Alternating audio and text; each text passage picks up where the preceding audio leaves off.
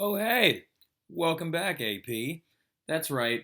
Nice, easy morning, going straight into this flip without going crazy. And we're going to start off by talking where we left off in class when we were talking about, oh, whoop, he's getting excited again. Yeah, now we're going to pick up right where we left off in class. We're going to start talking about art, right? So we were discussing in class, talking about Impressionism with Monet and post-Impressionism using Van Gogh as an example. Talked about Fauvism right here, Woman with Hat, which I'm not a fan of. But as you can see, what's happening before World War I is because this is the art trends that came before World War I. We're moving more towards what you would call abstraction or abstract forms of art. Things that kind of don't have a complete image of themselves, or things that are kind of like slightly misconstrued in the image, or allowing the interpreter or the interpretation of the viewer to connect imagery together. So that trend is going to continue post World War I, right? So this is World War I or pre-World War I art, and then modern art is going to continue to advance post World War I. So this, for example, is a great example of Cubism. This is Pablo Picasso's Man with Guitar, all right? So, and as you can tell, it's pretty hard to see the man or the guitar, all right? But this is Cubism, right? You can actually see elements of his face right there. You can see the guitar is actually located down here. I actually like that one pretty well, personally.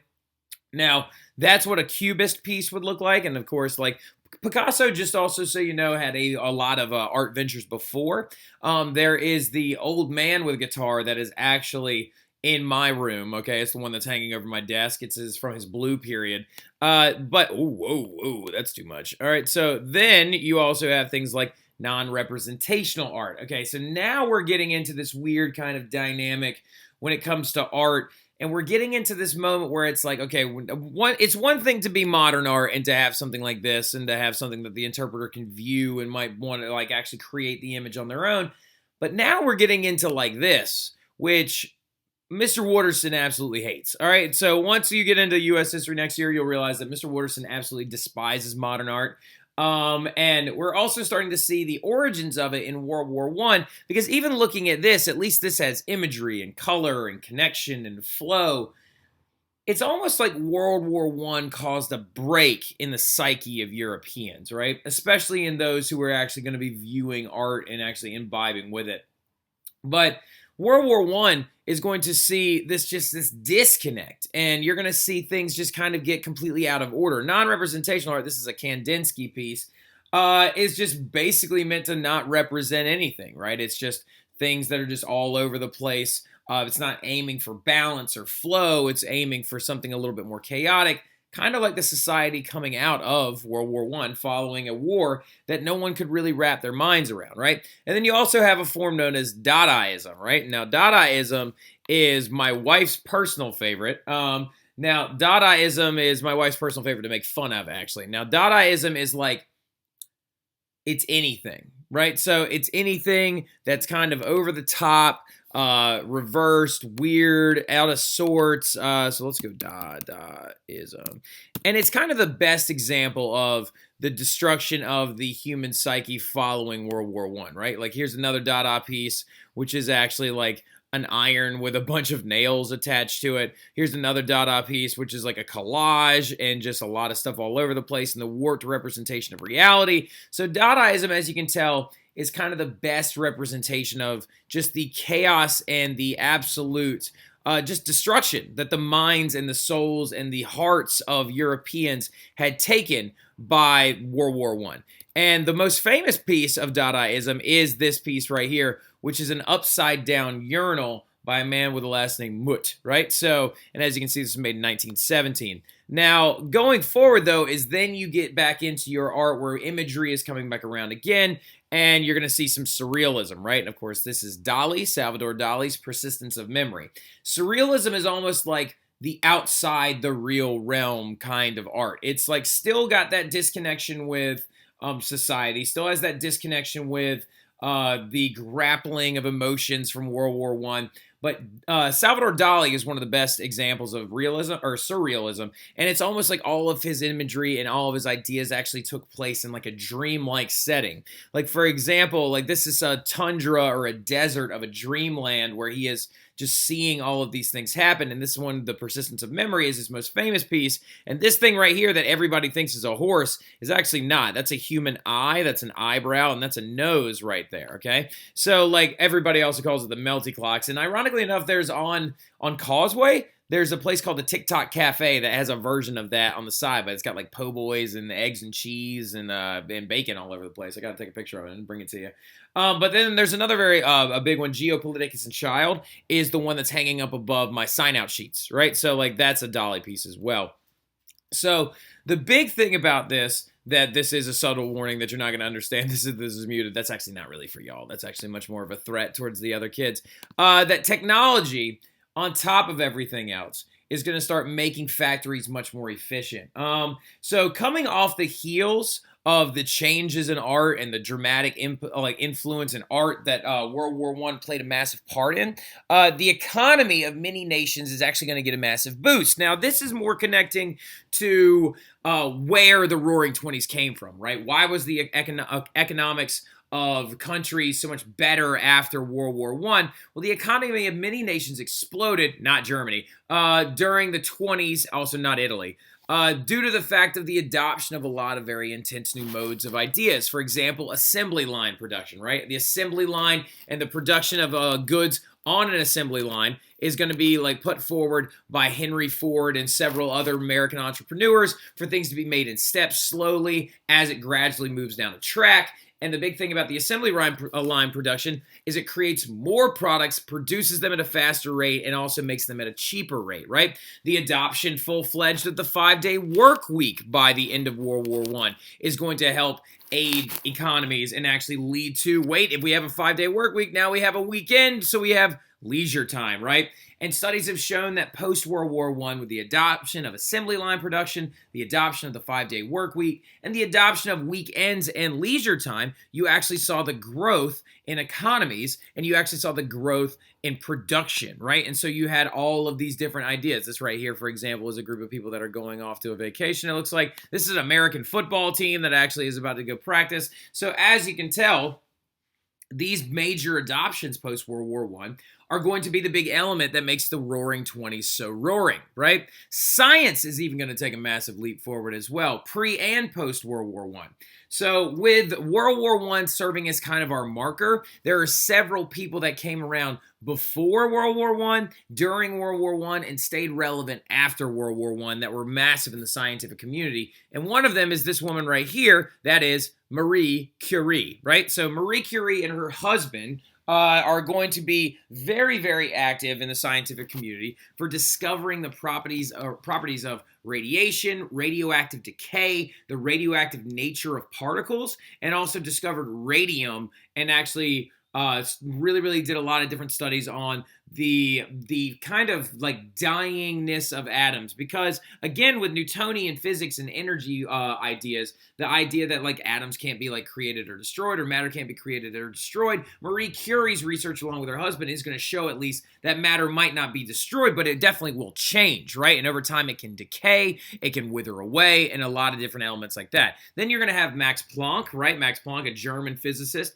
who actually discovered that subatomic energy, okay, like things like the energy emitted by atoms and other different particles is actually emitted in spurts, not in steady streams, which questions the relation of matter to energy. And it also begins to start kind of putting in these ideas of quantum mechanics, right? And then, of course, you have the most famous scientist out of all of them. You have that of Albert Einstein. I don't even have his name on there because I don't feel like I even really need to put it on there, right? Everybody knows who Einstein is. But before World War I, he actually patented his theory of special relativity, right? When the relation of time and space are relative to the observer, and the only constant in the universe is the speed of light. He also begins to discover the energy within atoms, and the fact that the atom and particles themselves hold a massive amount of potential energy that are ready to be released, right? And then also on top of that, you have some people like Ernest Rutherford who realize that the atom can be split.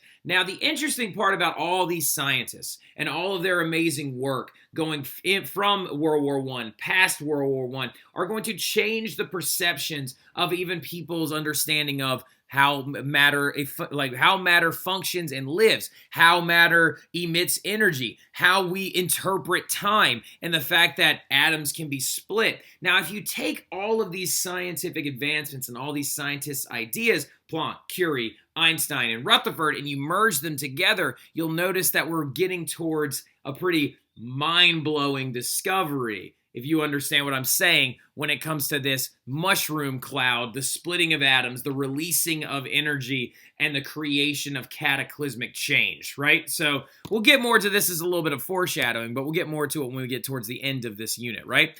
Literature and philosophy is also going to make a dramatic change as well, and you're going to see the adoption of much more kind of dark, intense literature post-World War I. Now, Mr. Roddy, I know, would love to explain a lot of this stuff to you, and if you have him next year, then he'll definitely explain all these things to you. But the stream of consciousness technique is a big one. So a lot of authors post-World War I are going to kind of just be forever shocked and destroyed from World War I, and you're going to see the adoption of this thing called the stream of consciousness technique. Now, Maria, how would you explain the stream of consciousness technique? Stream of consciousness? My wife is coming to help explain the stream of consciousness technique. Okay, sweetheart, so can you explain stream of consciousness to them, please? So stream of consciousness is a writing style that would probably seem pretty chaotic to some people because it's just sort of on your ongoing thoughts.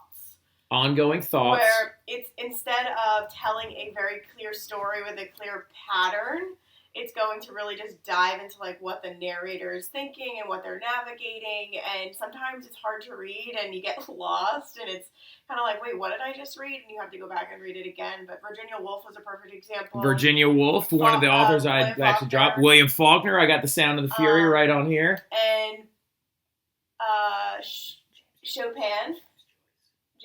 James Joyce, there you go. Look at this English major go. So Kate Chopin and William Faulkner both wrote here in New Orleans different books. And Kate Chopin and William Faulkner both wrote different books in New Orleans. Stream of consciousness is sort of related to New Orleans. This is where a lot of them got their inspiration to write. We talked a little bit about that in class now. William Faulkner used to shoot nuns with a BB gun. That's right. All right, so now, anyway, but thank you so much, Mrs. Terry, for explaining that. I'm going to use one of my 2 degrees to help. Yes, one of her 2 degrees. She has degrees in English and in dietetics. All right, so now, or what, dietetics, yes. Okay, making sure I'm saying that right. But like she just said, the stream of consciousness technique is this idea of the adoption of just the narrator's stream of constant thoughts, right? So in Ulysses by James Joyce, it's all about an Irishman on his way home from a bar in the middle of the night, and it actually mirrors the journey that Odysseus went on in the Odyssey, right? So, and then also The Sound and the Fury by Faulkner is a very famous stream of consciousness technique piece, which actually in moments in the novel, you're actually seeing the perception of reality through the eyes of someone with autism, right? So, and other different characters as well. And then you're going to see also some like dystopian, very dark, very, very aggressive forms of literature pop up. For example, Metamorphosis, which is by Franz Kafka, right? Franz Kafka's Metamorphosis, Mr. Roddy, very big fan. He explained the whole thing to me. And basically, in a nutshell, he said that this man basically turns into a bug, and he is happier being an insect than leading the current life that he's leading, because of the job and the life that he has is so awful that he would rather be an insect than keep living that life, right? So it's a very, very interesting dynamic when it comes to the evolution of literature post-World War I. Then you also have the evolution of philosophy, which a lot of y'all already know about when you talked about nihilism and existentialism, right? So again, nihilism and existentialism, which are perfectly mirrored in The Great Gatsby, are actually really, really important because nihilism was first put forward by this guy, Friedrich Nietzsche, right? Friedrich Nietzsche, a German philosopher, is very, very famously quoted for his nihilistic theories as saying, God is dead and man has killed him, right? And nihilism, which is short for the Russian perspective of nihil, means nothingness, right? Basically, he's saying that life is nothing, that we are all meaningless, that nothing is important, and that all of us are just specks of irrelevance traveling on a rock going through the universe at thousands of miles an hour. So why do we even need to worry about all these things? So nihilism can be both pessimistic and optimistic, but interestingly enough, nihilism is going to get a little bit twisted over time due to the fact that Friedrich Nietzsche is going to go insane in his later life after he sees a horse get slapped in the middle of the street, and he actually has a mental break, and then his sister ends up writing a lot of the stuff that she went to go visit him in the insane asylum and wrote a bunch of that stuff down and that he was saying, and a lot of it was kind of racist. And so some people think it might have been like her terrible interpretations of society trying to say that it was him so she could actually have more legitimate power to like transpose these thoughts. But anyway, so nihilism is this nothingness, right? And then existentialism is an interesting one because basically it's saying that life and the existence around you are what you make it for it. For example, existence precedes essence, right? So you exist, but you need to make this essential, and you need to make your life essential because once it's over, there's nothingness, right? So existentialism and nihilism are perfect reflections of World War I, post-World War I, right? And the big thing you need to understand, too, as we've been talking about the Roaring Twenties, we talked about leisure time and factories and literature and science and all this other stuff. But the Roaring Twenties aren't really roaring for everyone. So even in the countries that are having massive amounts of progress, the Roaring Twenties could be considered very chaotic, tumultuous, and full of turmoil still, right? Because there's still massive lingering issues. Things like anti-Semitism. It did not go away. And as we get into World War II, you'll see it re-heightened back up and become much more intense. Growth of racism and racist ideologies, especially in places like the United States and also in Britain's still retained imperial colonies, right?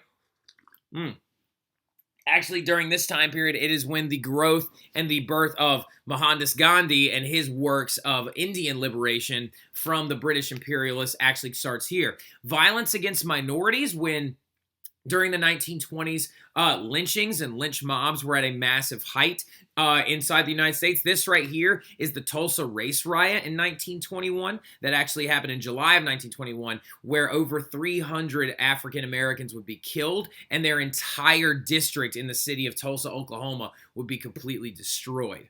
And also, you're going to see the adoption of this thing, eugenics, right? Eugenics is this terrifying pseudoscience that came around. And what a pseudoscience is, it means a fake science, a science unfounded in research that is aimed at creating genetically superior races by excluding people who are judged to be inferior. Now, eugenics then becomes adopted by a lot of leading thoughts and a lot of leading figures, and they begin to adopt this concept of, oh, we can make society better by doing things like mass sterilizing people.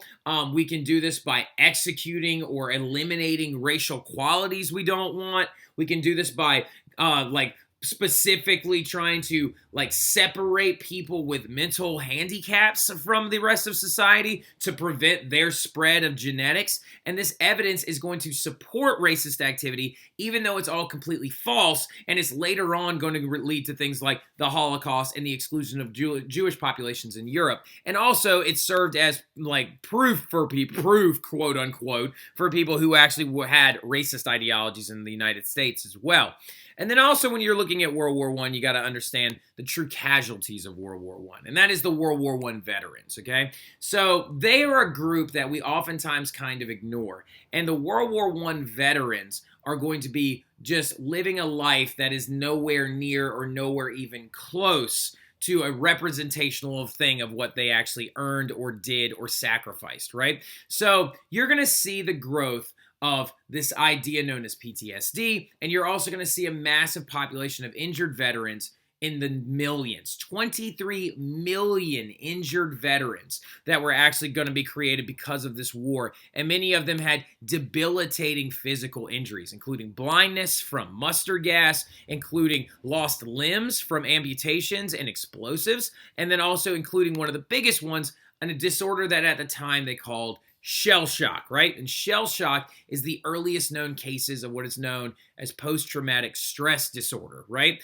So actually mental incapabilities. And some of the shell shock would be when like they would hear like a loud bang, like a pot or a pan, and they called it shell shock because it could be triggered by a loud noise, much like the artillery shells that were going off during World War I.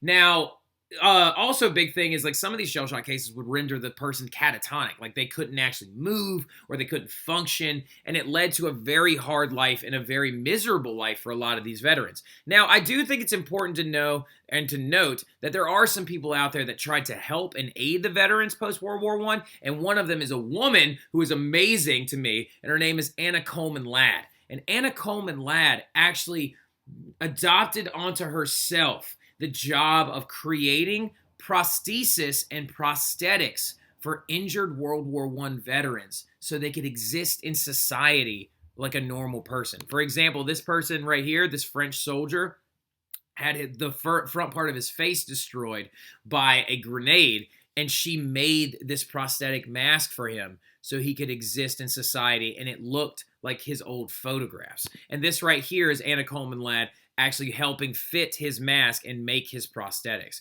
And it wasn't even just stopped there. She helped make but prosthetic arms, legs, different hands and things like that to try and help these veterans. And it's amazing work that she did.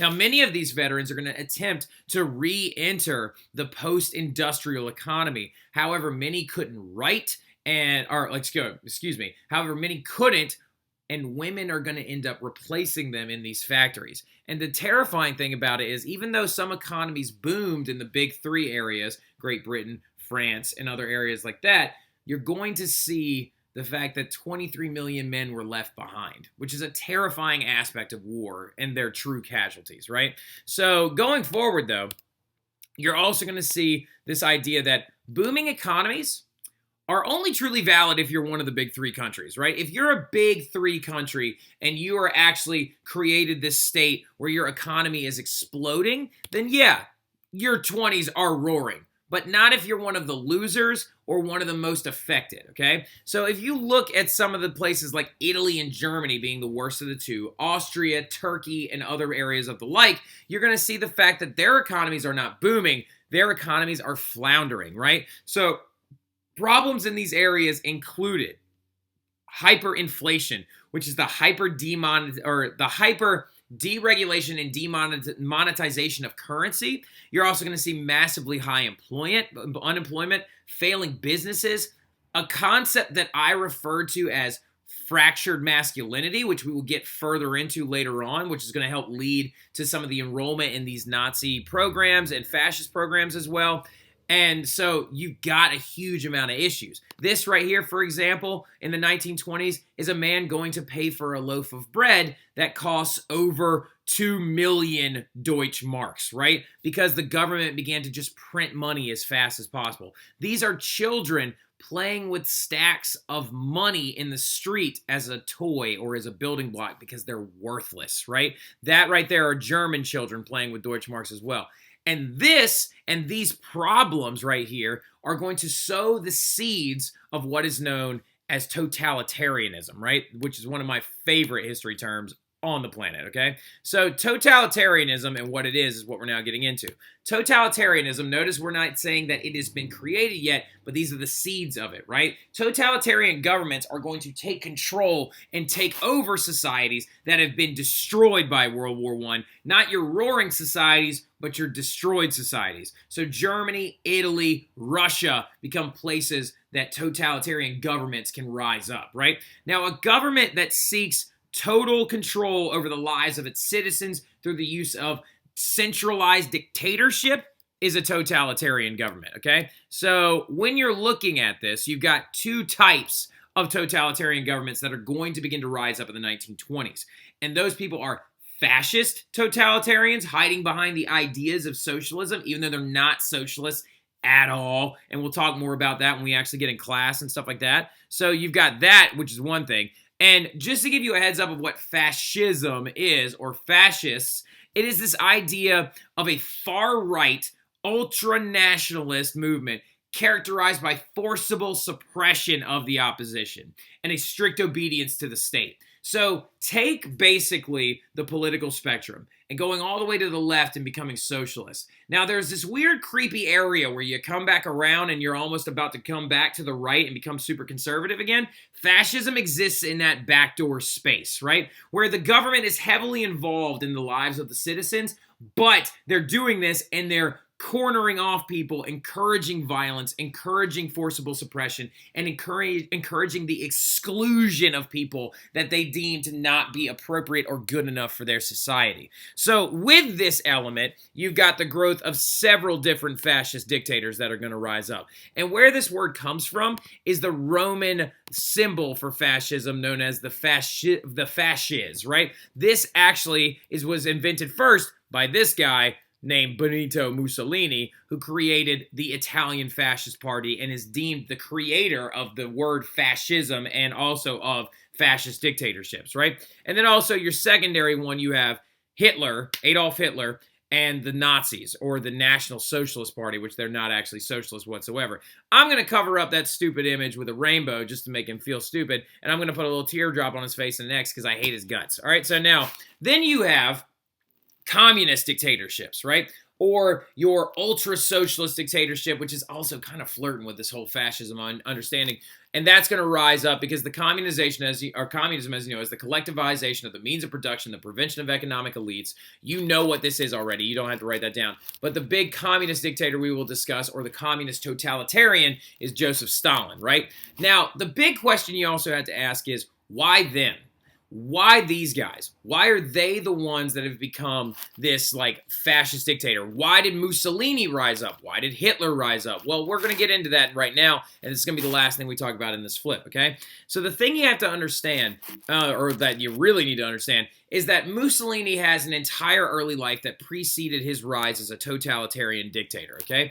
And these things include the fact that he actually was born to a very, very, very smart couple, raised mostly by his mother, who was a teacher. So later in life, he became a teacher himself and ended up becoming an elementary school headmaster, right? He then became a draft dodger, and he actually ran away to Switzerland and spent some years in exile there because he refused to serve in the military, in the Italian military, until he was later arrested when he then returned to Italy to try and like spread some of his socialist ideas, which were actually much more fascist. And after his arrest, he would serve in World War I, and upon being released from World War I service, he would then go off and begin to write in newspapers, right? And as his articles grew and as his writings grew, the big thing that would happen is he would use this to recruit people who were furious, right? He began to recruit young, disenfranchised, economically destroyed, and emasculated young men, right? So, and he began to recruit them into a militia force known as his black shirts, right? And his black shirts, literally, after he spent years recruiting them, straight up marched on Italy in 1922 with his black shirt army, and they took over the Italian government and forced the Italian government to appoint him prime minister. And this is actually him with his black shirt recruits, as you can see, most of them young men, showing up and just taking over the Italian government. It is disgusting how fragile the Italian government was after World War I, and the fact that somebody like Benito Mussolini was so easy for him to come in and take over. Now, then you also have Adolf Hitler, right? Now, Adolf Hitler has a very, very similar kind of rise to power as Mussolini. They're also kind of creepy because they're almost the exact same, even though, ironically enough, Hitler and Mussolini hated each other's guts. Now, anyway, but the big thing, though, is that Hitler started out as an artist and a vegetarian. He actually applied to art school multiple times. He was born in Austria, not born in Germany, interestingly enough. But he's going to grow up in a very, very single-parent family household with his father, and he's going to have, from what we understand, some traumatic experiences at a young age. Now, he is then going to, join World War I as a soldier. He is going to be captured as a POW at one point, and then he also is going to begin to kind of form his ideas inside of World War I. As we know, he was a little scumbag, and he didn't want to do the Christmas truce because he was... But anyway, whatever. Now, he then becomes an organizer in the National Socialist Democratic Labor Party of Germany, which are going to then be later on shortened into the term Nazi, right? So National Socialists, even though they're not socialists. I don't know how many times I have to put this thing forward.